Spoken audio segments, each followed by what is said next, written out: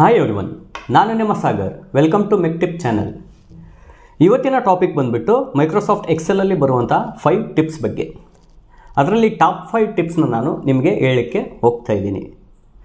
ಈ ಒಂದು ವಿಡಿಯೋ ನಿಮಗೆ ಇಷ್ಟ ಆದರೆ ದಯವಿಟ್ಟು ಈ ಒಂದು ಚಾನಲ್ನ ಸಬ್ಸ್ಕ್ರೈಬ್ ಮಾಡ್ಕೊಳ್ಳಿ. ಅದೇ ಥರ ಈ ಒಂದು ವಿಡಿಯೋನ ತಪ್ಪದೆ ಕೊನೆ ತನಕ ನೋಡಿ, ಹಾಗೂ ಕಮೆಂಟ್ ಬಾಕ್ಸಲ್ಲಿ ಕಮೆಂಟ್ ಮಾಡಿ. ಈ ಒಂದು ವಿಡಿಯೋ ಲೈಕ್ ಆದರೆ ಲೈಕ್ ಕೂಡ ಮಾಡಿ. ನಿಮ್ಮ ಡೆಸ್ಕ್ಟಾಪಲ್ಲಿ ಎಕ್ಸೆಲ್ ಅಪ್ಲಿಕೇಶನ್ ಓಪನ್ ಮಾಡಿಕೊಂಡು ಈ ಥರ ನೀವು ಒಂದು ಡಾಟಾ ಶೀಟ್ನ ಸೇವ್ ಮಾಡಿ ಇಟ್ಕೊಳ್ಬೇಕಾಗತ್ತೆ.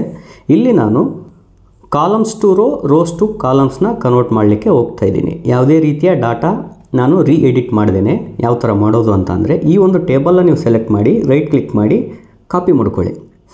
ಅದಾದ ನಂತರ ಯಾವ ಸೆಲ್ ಮೇಲೆ ಬೇಕೋ ಆ ಒಂದು ಸೆಲ್ ಮೇಲೆ ನೀವು ರೈಟ್ ಕ್ಲಿಕ್ ಮಾಡಿ ಅಲ್ಲಿ ಪೇಸ್ಟ್ ಸ್ಪೆಷಲ್ ಅಂತ ಒಂದು ಆಪ್ಷನ್ ಬರುತ್ತೆ. ಅದ್ರ ಮೇಲೆ ಕ್ಲಿಕ್ ಮಾಡಿದರೆ ಕೊನೆಯಲ್ಲಿ ನಿಮಗೆ ಪೇಸ್ಟ್ ಸ್ಪೆಷಲ್ ಅಂತ ಇನ್ನೊಂದು ಸಲ ಆಪ್ಷನ್ ಬರುತ್ತೆ. ಅದನ್ನು ನೀವು ಕ್ಲಿಕ್ ಮಾಡಿ. ಸೊ ಈ ಬಾಕ್ಸಲ್ಲಿ ಕೊನೆಯಲ್ಲಿ ನೀವು ನೋಡ್ಬೋದು ಟ್ರಾನ್ಸ್ಪೋಸ್ ಅಂತ ಒಂದು ಆಪ್ಷನ್ ಸಿಗುತ್ತೆ. ಆ ಒಂದು ಬಾಕ್ಸ್ ಮೇಲೆ ನೀವು ಕ್ಲಿಕ್ ಮಾಡಬೇಕಾಗುತ್ತೆ. ಅದನ್ನು ನೀವು ಓಕೆ ಮಾಡಿಕೊಂಡು ನೀವು ಫೈನಲಾಗಿ ಓಕೆ ಅಂತ ಕೊಡಿ. ಇಲ್ಲಿ ನೀವು ನೋಡ್ಬೋದು ಯಾವುದೇ ರೀತಿಯ ಡಿಲೀಟ್ ಅಥವಾ ಎಡಿಟ್ ಮಾಡ್ದೇನೆ ನಾವು rose two columns to ರೋಸ್ನ convert ಮಾಡಿದ್ದೀವಿ. ಈ ಥರ ನಾವು ಮೊದಲೇ ಟಿಪ್ನ ಯೂಸ್ ಮಾಡ್ಬೋದು. ಅದೇ ಥರ ಎರಡನೆಯ ಟಿಪ್ ಬಂದುಬಿಟ್ಟು, ಇಲ್ಲಿ ಈ ಒಂದು ಡಾಟಾನ ನೀವು ನೋಡಿದರೆ ಇದರಲ್ಲಿ ಬ್ರಾಂಚ್ ಅಂತ ಒಂದು ಕಾಲಮ್ ಇದೆ. ಆ ಬ್ರಾಂಚಲ್ಲಿ ಎಲ್ಲ ಡಿಪಾರ್ಟ್ಮೆಂಟ್ಸ್ ನಾವು ನೋಡಲಿಕ್ಕೆ ಸಿಗುತ್ತೆ. Sales, planning, production. ಸೊ ಈ ಥರ ನಾವು ಸಪ್ರೇಟಾಗಿ ಸೇಲ್ಸ್ ಎಷ್ಟಿದ್ದಾವೆ, ಪ್ಲಾನಿಂಗ್ ಡಿಪಾರ್ಟ್ಮೆಂಟ್ಸ್ ಎಷ್ಟಿದ್ದಾವೆ ಅನ್ನೋದನ್ನು ನೋಡಬೇಕಂತಂದರೆ ಈ ಒಂದು ಮೇಲ್ಗಡೆ ಇರ್ತಕ್ಕಂಥ ರೋನ ನೀವು ಸೆಲೆಕ್ಟ್ ಮಾಡಿ ಇಲ್ಲಿ ಫಿಲ್ಟರ್ ಅಪ್ಲೈ ಮಾಡಬೇಕಾಗುತ್ತೆ. ಫಿಲ್ಟರ್ ಅಂತ ಸೆಲೆಕ್ಟ್ ಮಾಡಿದರೆ ಇಲ್ಲಿ ಬ್ರಾಂಚಲ್ಲಿ ನೀವು ಸೆಲೆಕ್ಟ್ ಆಲ್ ಅಂತ ಆಪ್ಷನ್ ಇದೆಯಲ್ಲ, ಅದನ್ನು ನೀವು ರಿಮೂವ್ ಮಾಡಿ ಜಸ್ಟ್ ಸೇಲ್ಸ್ ಡಿಪಾರ್ಟ್ಮೆಂಟ್ನ ಸೆಲೆಕ್ಟ್ ಮಾಡಿ ಓಕೆ ಅನ್ನಿ. ಇಲ್ಲಿ ನೀವು ಜಸ್ಟ್ ಸೇಲ್ಸ್ ಡಿಪಾರ್ಟ್ಮೆಂಟ್ನ ಮಾತ್ರ ನೋಡಲಿಕ್ಕೆ ಸಿಗುತ್ತೆ. ಈ ಥರ ನಾವು ಫಿಲ್ಟರ್ ಅಪ್ಲಿಕೇಶನ್ನ ಯೂಸ್ ಮಾಡ್ಬೋದು. ಇಲ್ಲಿ ಕೂಡ ನೀವು ಸೇಲ್ಸ್ನ ರಿಮೂವ್ ಮಾಡಿ ಪ್ಲಾನಿಂಗ್ ಅಥವಾ ಪ್ರೊಡಕ್ಷನ್ ಯಾವ ಬೇಕು ನಿಮಗೆ ಅದನ್ನು ಕ್ಲಿಕ್ ಮಾಡಿ ಓಕೆ ಕೊಟ್ಟರೆ ಆ ಒಂದು ಡಿಪಾರ್ಟ್ಮೆಂಟ್ ನಿಮಗೆ ಸಪ್ರೇಟಾಗಿ ಶೋ ಆಗುತ್ತೆ. ಇದನ್ನು ನೀವು ಕಾಪಿ ಪೇಸ್ಟ್ ಕೂಡ ಮಾಡ್ಕೋಬೋದು. ಈ ಒಂದು ಫಿಲ್ಟರ್ನ ನಾವು ಕ್ಲಿಯರ್ ಮಾಡಬೇಕಂತ ಅಂದರೆ ಆ ಒಂದು ಮೇಲ್ಗಡೆ ರೋನ ಹೆಡ್ಡಿಂಗ್ನ ಸೆಲೆಕ್ಟ್ ಮಾಡಿಕೊಂಡು ಮತ್ತೆ ಫಿಲ್ಟರಲ್ಲಿ ಹೋಗಿ ಕ್ಲಿಯರ್ ಅಂತ ಸೆಲೆಕ್ಟ್ ಮಾಡಿದರೆ ಅಲ್ಲಿರ್ತಕ್ಕಂಥ ಫಿಲ್ಟರ್ ರಿಮೂವ್ ಆಗುತ್ತೆ, ಅಂದರೆ ಕ್ಲಿಯರ್ ಆಗುತ್ತೆ. ಈ ಥರ ನಾವು ಫಿಲ್ಟರ್ ಆಪ್ಷನ್ನ ಯೂಸ್ ಮಾಡ್ಬೋದು.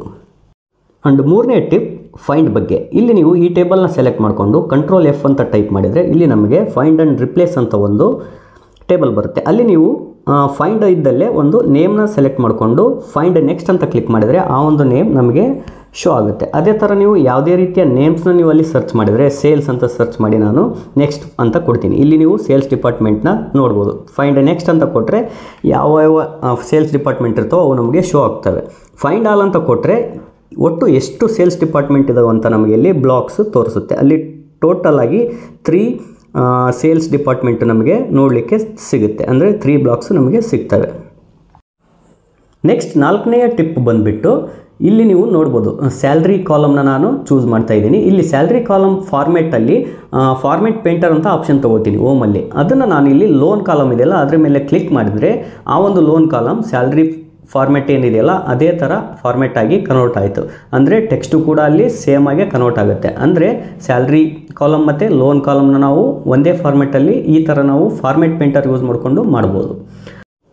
ಆ್ಯಂಡ್ ಫೈನಲ್ ಆಗಿ ಕೊನೆಯ ಟಿಪ್ 5ನೆಯ ಟಿಪ್ ಬಂದುಬಿಟ್ಟು, ಈ ಒಂದು ಡಾಟಾ ಶೀಟ್ನ ನಾವು ಪ್ರೊಟೆಕ್ಟ್ ಮಾಡಬೇಕು, ಯಾವುದೇ ರೀತಿಯ ಡಾಟಾನ ಎಡಿಟ್ ಮಾಡಬಾರ್ದು ಅಂತ ಅಂದರೆ ಈ ಒಂದು ಶೀಟ್ನ ನಾವು ಫಾರ್ಮೆಟ್ ಅಂತ ಆಪ್ಷನಲ್ಲಿ ಹೋಗಿ ಅಲ್ಲಿ ಪ್ರೊಟೆಕ್ಟ್ ಶೀಟ್ ಅಂತ ಆಪ್ಷನ್ ಇರುತ್ತೆ. ಅಲ್ಲಿ ನೀವು ಒಂದು ಪಾಸ್ವರ್ಡ್ನ ಸೆಟ್ ಮಾಡಬೇಕಾಗುತ್ತೆ. Protect sheet with your password enter ಕೊಟ್ಟು ಓಕೆ ಕೊಡಿ. ಓಕೆ, ಅದಾದ ನಂತರ ಆ ಒಂದು ಪಾಸ್ವರ್ಡ್ನ ನೀವು ಎಂಟರ್ ಮಾಡಬೇಕು. ಅಲ್ಲಿ ಏನು ಪಾಸ್ವರ್ಡ್ ಎಂಟ್ರಿ ಮಾಡಿರ್ತಾರೋ ಅದೇ ಥರದ ನೀವು ಪಾಸ್ವರ್ಡ್ನ ನೀವು ಇಲ್ಲಿ ಎಂಟರ್ ಮಾಡಬೇಕಾಗತ್ತೆ. ಎಂಟರ್ ಮಾಡಿ ಇಲ್ಲಿ ಕೊನೆಯದಾಗಿ ಓಕೆ ಅಂತ ಇದೆಯಲ್ಲ ಅಲ್ಲಿ ನೀವು ಓಕೆ ಅಂತ ಸಬ್ಮಿಟ್ ಮಾಡಿ. ಇವಾಗ ನೀವು ನೋಡ್ಬೋದು ಯಾವುದೇ ರೀತಿಯ ಡಾಟಾ ಎಡಿಟ್ ಅಥವಾ ಎಡಿಟ್ ಮಾಡಲಿಕ್ಕೆ ಬರೋದಿಲ್ಲ. ಈ ಒಂದು ಶೀಟ್ ಪ್ರೊಟೆಕ್ಟೆಡ್ ಆಗಿದೆ. ಇದನ್ನು ನಾವು ಯಾವ ಥರ ಅನ್ಲಾಕ್ ಮಾಡೋದು, ಅನ್ಪ್ರೊಟೆಕ್ಟ್ ಮಾಡೋದು ಅಂತ ಅಂದರೆ ಮತ್ತೆ ಫಾರ್ಮೆಟ್ ಆಪ್ಷನ್ಗೆ ಹೋಗಿ ಅಲ್ಲಿ ಅನ್ಪ್ರೊಟೆಕ್ಟ್ ಶೀಟ್ ಅಂತ ಆಪ್ಷನ್ ಇರುತ್ತೆ. ಅಲ್ಲಿ ನೀವು ಪಾಸ್ವರ್ಡ್ನ ಎಂಟರ್ ಮಾಡಬೇಕಾಗುತ್ತೆ. 1 2 3 ಅಂತ ಹಾಕಿ ನಾನು ಓಕೆ ಕೊಡ್ತೀನಿ. ಇವಾಗ ನೀವು ಈ ಒಂದು ಡಾಟಾನ ಎಡಿಟ್ ಕೂಡ ಮಾಡ್ಕೋಬೋದು. ಈ ಥರ ನಮ್ಮ ಒಂದು ಡಾಟಾ ಶೀಟ್ನ ಈಸಿಯಾಗಿ ಪ್ರೊಟೆಕ್ಟ್ ಮಾಡಿ ಇಟ್ಕೋಬೋದು.